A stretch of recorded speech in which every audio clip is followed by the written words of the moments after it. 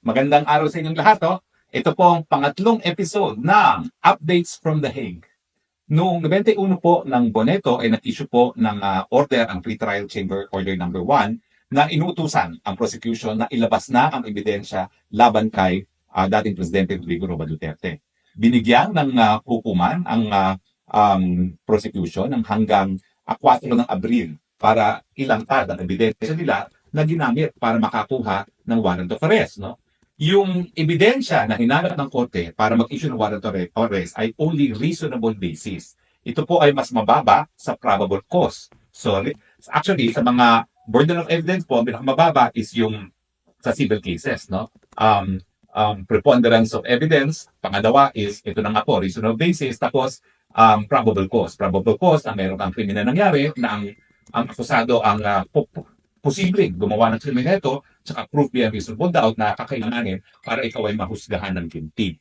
Now, ang tanong, bakit hinuli muna ang dating presidente bago ilantad sa kanya ang mga ebidensya na naging dahilan pag-issue ng warrant of arrest? Siyempre, sa ating mga Pilipino, parang mali yun kasi hindi ganyan ang sistema natin. No? Pero alam niyo po, i-explain ko sa inyo kung bakit ganito ang proseso sa ICC at ano yung sinusunod nating proseso sa Pilipinas. Sa Pilipinas po, bago magkakaso sa hukuman, dadaan muna tayo sa proseso ng preliminary investigation.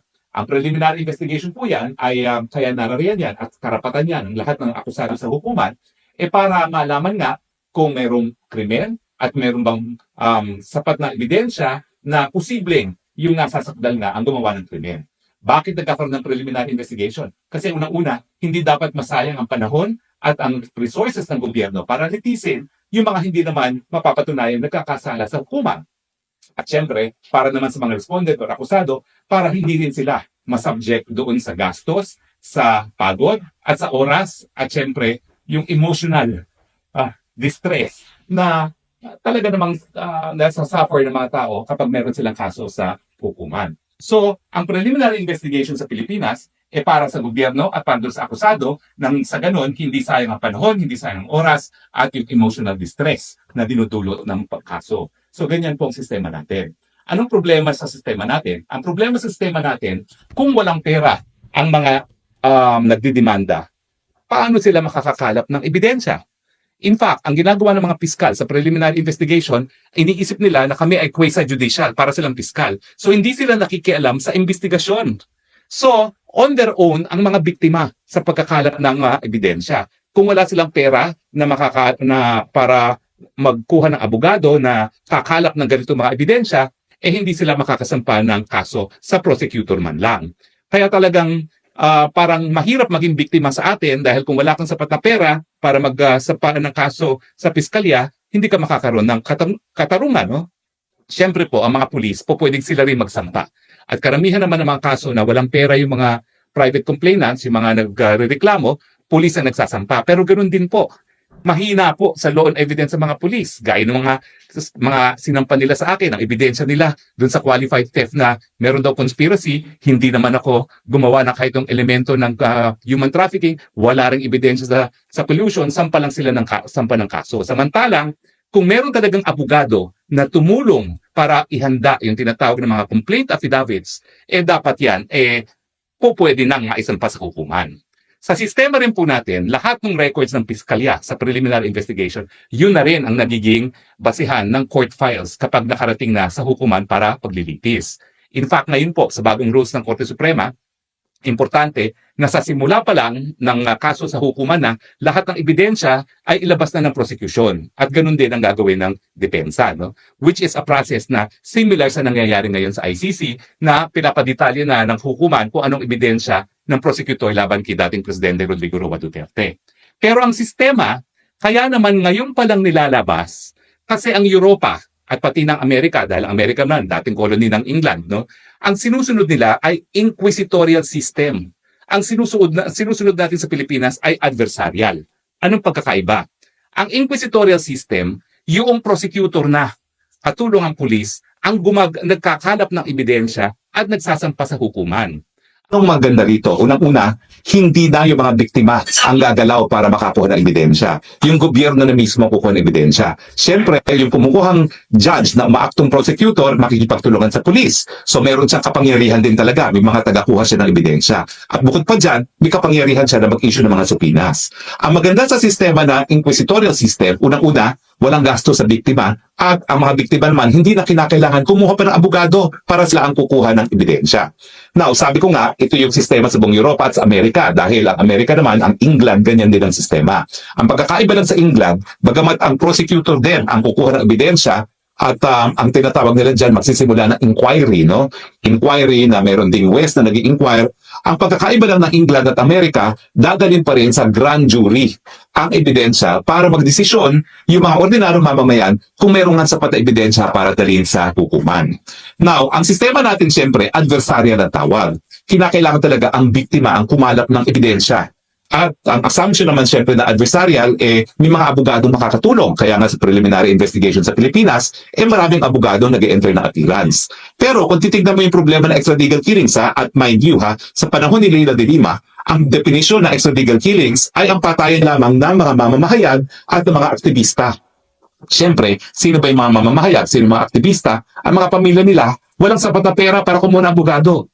Now, hindi naman ibig sabihin na hindi po pwede magsampa ng kasong pulis. Ginagawa po yan ng pulis. Kaya lang, may kahinaan din ng pulis pagdating sa evidence. Gaya ng kasong sinampan nila sa akin, walang kalatoy-latoy dahil wala namang ebidensya na ako'y nag-participate sa kahit anong human trafficking. Wala yung elemento ng human trafficking na nag-recruit, na gumamit ng dahas para pagsamantalahan ang kanilang labor. No? At siyempre, wala ring ebidensya ng conspiracy. Kasi nga, ang mga pulis, bagamat kumuha ng basic rules and evidence, hindi sila talaga bihasa, hindi gaya ng mga abogado. So yan yung isa sa downside naman ng adversarial system. Pero maganda sa adversarial system dahil at every step of the way, naglalabanan yung dalawang partido kaya adversarial, no? Labanan ng private complainant at saka labanan ng akusado, kada stage nabibigyan ng karapatang sumagot yung akusado. At siyempre, hindi maisasampa ang kaso sa hukuman kung saan po pwede siya makulong hanggang hindi sila nagsagutan doon sa preliminary investigation. Ibig sabihin, yung dalawang sistema ng inquisitorial at adversarial, merong pros and cons. Ulitin ko, doon sa inquisitorial na ang prosecutor kasama ang pulis ang kakalap ng ebidensya, walang gastos ang biktima, bihasa sa batas ang mga prosecutors o kaya West na kumakalap ng ebidensya. Number 3, merong power to subpoena. At saka number 4, siyempre, yung karanasan. Kasi bihasa na sila kumalap ng ebidensya. At number 5, yung mga biktima, wala nang gagawin talaga, no? Dahil magrereklamo lang sila, bahala na humanap ng ebidensya ang Estado. At saka siyempre, ito na may ayon doon sa obligasyon ng Estado na talagang bigyan ng mabilisang katarungan ng biktima ng patayan o ibang mga seryosong kaso. Ang downside, yun nga, sa sistema ng Europa, hindi malalaman na nasasakdal kung anong ebidensya laban sa kanya hanggang makarating na ito sa hukuman, nagkaroon ng warrant of arrest, inaresto muna siya at saka niya malalaman ang ebidensya. So siyempre, ang downside ng inquisitorial system, medyo hindi makatarungan naman yun doon sa tao na kukulong muna bago siya mabibigyan ng provisional liberty kung papayagan ng hukuman. Kasi sa akin, napaka-importante naman ng kalayaan, kasama ng karapatan mabuhay at karapatan ng malayang pananalita. Now, dito sa adversarial system naman, anong advantages? Ang advantages, walang makukulong na hindi nila alam kung anong ebidensya laban sa kanila. Kasi sa proseso ng preliminary investigation, kinakailangan sasagutin niya mismo lahat ng ebidensya na ipiniresenta laban sa kanya. So, hindi mangyayari yan na magkakaroon siya ng warrant of arrest na hindi niya alam kung anong ebidensya. By the time umabot sa korte, alam na niya kung ano magiging depensa niya. At ngayon naman, sa bagong rules na inadapt ng Korte Suprema na yung file mismo ng piskal, ay yan na yung file sa hukuman at dapat lahat ng ebidensya sa simula pa lang ng kaso sa pre-trial ay nakalabas na, ganun din naman sa depensa, mas mabilis yung proseso at hindi nasa dilim ang akusado. Alam na alam niya kung ano yung mga ebidensyang nagamit laban sa kanya. Anong mas mabuti? Well, palagi ko sinasabi, nasa Pilipinas, dahil hindi naman lahat ng tao ay kayang magbayad ng abogado, parang mas mabuti ang inquisitorial system. Pero sa akin, dapat i-modify natin. Pwede naman kasi na ang gobyerno, sa pamamagitan ng piskal, ang kakalap ng ebidensya sa tulong ng pulis, pero at every stage of the way, mabigyan ng access ang akusado. O di naman kaya, tapusin nila yung case build-up Pagkatapos, i-reveal nila sa akusado kung anong mga ebidensya para masagot naman ng akusado. Kasi ako talaga, sa tingin ko, hindi tama na ang isang tao ay mapagkakaitan ng isang araw ng kanyang kalayaan. Unthinkable sa akin yan. Gaya ng sentimiento ng maraming Pilipino ngayon na hindi dapat nakakulong si PRRD na hindi man lang niya alam kung ano yung mga ebidensya na hinain laban sa kanya.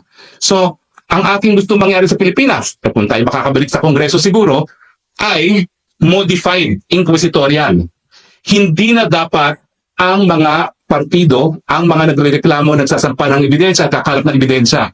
Pwedeng simulan, pwedeng gobyerno na mismo ang kumalap ng ebidensya kasi standard naman yan kung patayan, death certificate, autopsy report, witnesses of killing, physical evidence, documentary evidence.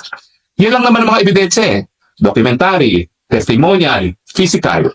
Diba? So, kunin na lahat yan nung mga bihasang mga prosecutor katulong ng mga pulis nang hindi na nakasalalay sa biktima lamang. Pero tingin ko, para rin marespeto ang karapatan mga nasasakdal at meron namang overwhelming presumption of innocence at ulitin ko po hindi sa akin tama na isang araw man, miski isang araw lang pagkakakulong, makukulong ang isang tao na hindi alam ang ebidensya laban sa kanya, no? Dapat, bago maisampa sa hukuman, yung buong case file ng piskal dapat i-reveal sa akusado. Siguro nga po, kung makakabalik ako sa Kongreso, ganyang sistema ang gagawin ko. Well, alam niyo po, itong idea naman inquisitorial at saka adversarial, hindi sa akin unang nanggaling yan. Isa yan sa advocacy ng aking lolo na si Jovito Salonga na matagal na sinasabi na dapat pag-aralan natin yung pagbabalik sa sistema ng Espanyol. Now, alam niyo, Amerika, adversarial yan sa criminal cases. Inquisitorial siya sa preliminary investigation. Kasi nga, seal. Hindi alam nung nasasaktan kung ano yung mga nakalap ng mga ebidensya. Pero pagdating sa paglilitis, adversarial talaga siya. So, parang nagkaroon din ng aberration kasi nga, under Espanyol tayo, under the America, so hindi na natin alam kung ano yung sistema natin sa Pilipinas. So sa akin, dahil hindi naman natin alam kung ano talaga sistema natin sa Pilipinas, dapat siguro gumawa na tayo ng Philippine system. Gayahin natin yung ginagawa ng ICC, pero bago maisampa sa hukuman, dapat malaman muna ng akusado nang siya ay pwedeng mag-offer ng kontrademanda. Bakit? O kita nyo nangyayari ngayon. Nagbabayad ang ICC dun sa board and lodging ni Presidente at meanwhile, yung Presidente natin, dating Presidente, ay napagkaitan ng kanyang karapatan sa kalayaan na hindi pa man lang nalalaman kung ano ang mga ebidensya laban sa kanya. At take note po napakatagal nung confirmation charges. 6 na buwan. Na-aresto siya Marso, Setyembre pa ang confirmation charges. So may posibilidad na, although po pwede naman magkaroon ng provisional release in between, may posibilidad na 6 months bago madesisyonan kung merong probable cause at 6 months ka nakakulong. Although meron din posibilidad na magkakaroon ng provisional liberty meanwhile. So anyway, ito namang briefing na ito ay para magkaroon ng karagdagang kaalaman ang mga Pilipino na ngayon po ay nagsusubaybay sa paglilitis ng ating Presidente Rodrigo Roa Duterte. Sana po nakapulot kayo ng karagdagang kaalaman kung paanong proseso dito sa International Criminal Court. Live, reporting from the Netherlands, ang inyong spokesman bayan, Harry Roque nagsasabing, I love you Philippines, you're the only country that I have, you're the only country that I love. God bless the Philippines.